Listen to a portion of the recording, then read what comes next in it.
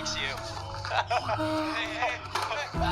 Jenna suddenly heard a strange noise coming from her biology teacher's office. When she walked inside, she found the noise was coming from a cage. She carefully moved the cover off the cage and saw a cute white mouse locked in an isolation box. Jenna was quickly drawn to the little guy, and without any guard, she stuck her finger through the air holes into the box. But just as her fingertip was about to touch the mouse, the white mouse suddenly turned abnormally manic and bit at her finger fast. A drop of blood oozed from Jenna's fingertip right away. As soon as the mouse smelled the blood, it became even more manic, slamming into the isolation box's glass repeatedly. Jenna was terrified by the mouse's behavior and turned to leave the office. Meanwhile, her biology teacher Henry returned just then. When he saw the drop of blood on the floor and Jenna's bleeding finger, he immediately realized the mouse had bitten her, so he hurried to pull Jenna back. She was about to leave and tied her up tightly with tape and rope. That's because the white mouse wasn't ordinary. It carried a mutated virus Henry had created. Soon after being bitten, Jenna started letting out piercing screams. All Henry could do was inject her with a sedative to slow the spread of the virus. Little did he know, though, he had underestimated how fast the virus would eat away at her body. When he left the office to teach his class, the tied-up Jenna suddenly started convulsing violently. With incredible strength, she broke free from her restraints. She stumbled into a classroom and weakly begged the people inside for help. Before losing consciousness, she said the person who had imprisoned her was Henry, the biology teacher. Teacher Camille immediately realized how serious the situation was. She quickly asked several students to take Jenna to the school infirmary, but when they got there, the school nurse Elena took Jenna's temperature and found her temperature was lower than normal, yet Jenna kept screaming that she was burning up.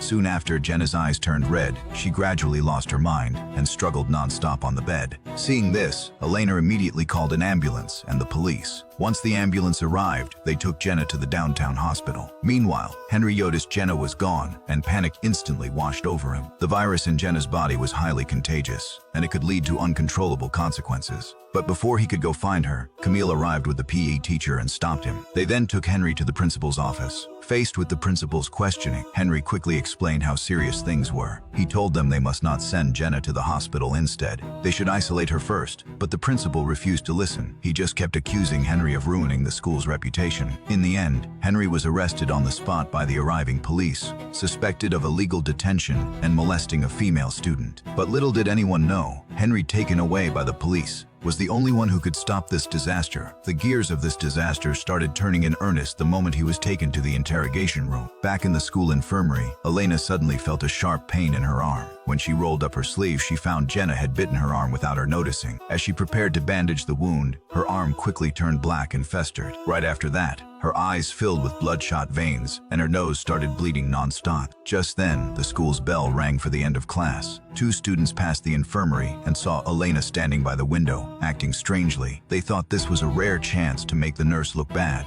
so Kyle took out his phone and started recording. But when Elena heard their laughter, she suddenly turned around. Her beautiful face had become ferocious and terrifying, and she let out a beast-like roar. She then rushed at Kyle quickly. Luckily, Kyle dodged in time, but Elena seemed to have lost all human consciousness. Even after slamming into the wall, she still tried to crawl up instinctively. Next, she rushed at Brady, who was standing nearby, and bit him hard on the neck. Kyle hurried to pull Elena off Brady, but his action enraged her. She immediately chased after him. However, the virus in Elena's body had already started spreading. Brady, who had been bitten, stood up from the floor in a weird posture. He then rushed into the nearby classroom. Brady had also lost all basic human consciousness, attacking the students in the classroom indiscriminately. As the virus spread rapidly across the campus, students fell one after another amid screams. But once the virus took over their bodies, they stood up one by one again, attacking the uninfected students without mercy.